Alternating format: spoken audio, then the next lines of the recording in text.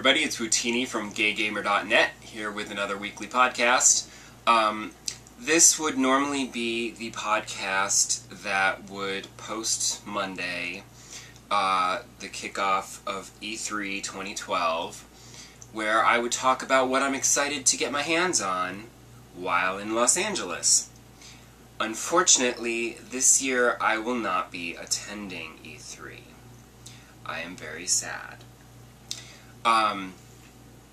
But don't worry, Gay Gamer will still have E3 coverage. It just won't be first-hand, hands-on material. But we'll still let you know about everything that we think you'll want to know about. And even some stuff that you don't know that you want to know about, but you do. But it doesn't stop me from talking about what I would like to see come out of E3, even though I'm not actually going to be there.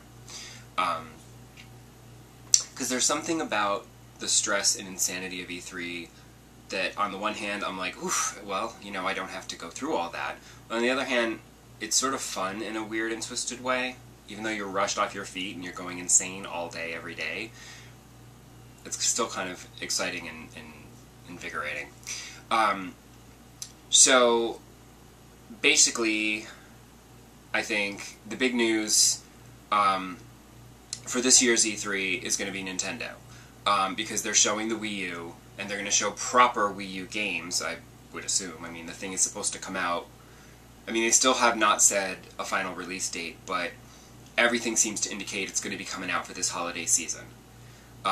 So they should have actual games to demo, as opposed to last year, where all I got to do was play with, like, basically glorified tech demos, which gave no real indication of the kinds of games. I mean, it gave the indication of the kind of games that you could be playing, but not what the actual games were like.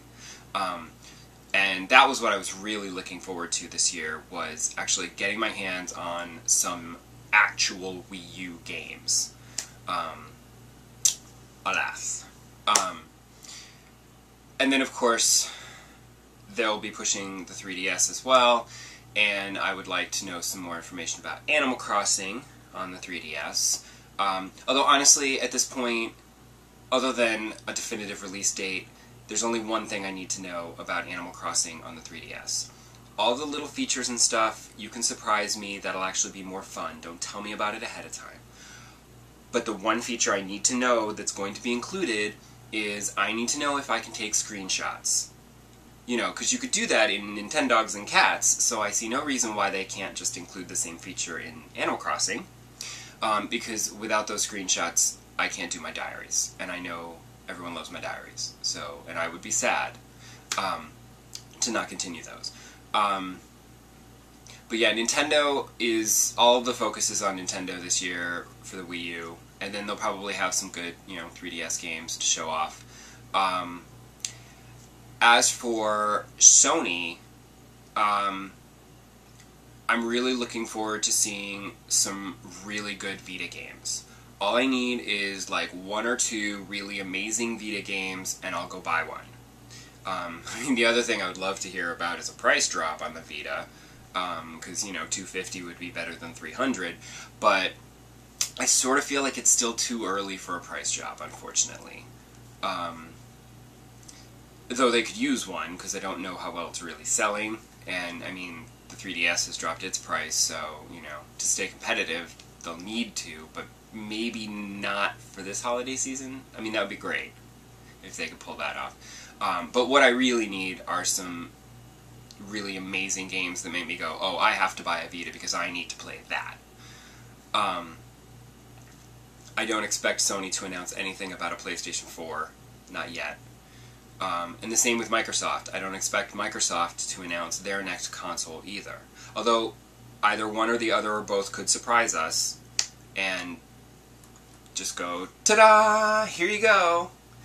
Much in the way that Nintendo did with the Wii U last year, where they're like, ta-da, but it's not really ready yet, but here, this is the idea, But I feel like you really want to wait until you've got something solid to show and blow people away. But with Microsoft, I feel like you're just going to get a repeat of last year, with the, lots of Kinect games, hopefully some good ones maybe, for a change of pace. I mean, last year I was stunned by the Disneyland game. That was like the surprise for me. I was like, oh wow, that was actually really neat. So they might have another surprise Kinect success game. And of course they'll be all about Halo and, whatnot. But I expect it to be pretty much the same as last year. It's just, here's a bunch of games, and then here's the new feature we're going to add to Xbox Live where you can now, control your thermostat or whatever, I don't know, they've already got Netflix and Hulu, I don't know, and then YouTube, I don't know what else they could add. But they're slowly turning the Xbox 360 into some crazy set-top thing, which honestly, I hardly use. I use Netflix, that's about it. I use my Xbox to play games 95% of the time. But what I'm really looking forward to from E3 2012 are the surprises, which, I can't really predict and say what I want to see, because what I want to see are the things I didn't even know to expect. And suddenly somebody goes, hey, here's this new game. And you go, what? Where did that come from? That's awesome. Can't wait to play that. So, I guess we'll just have to wait and see.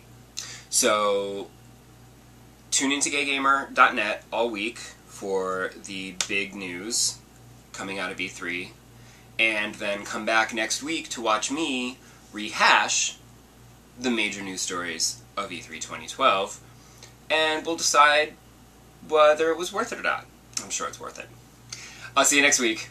Bye-bye.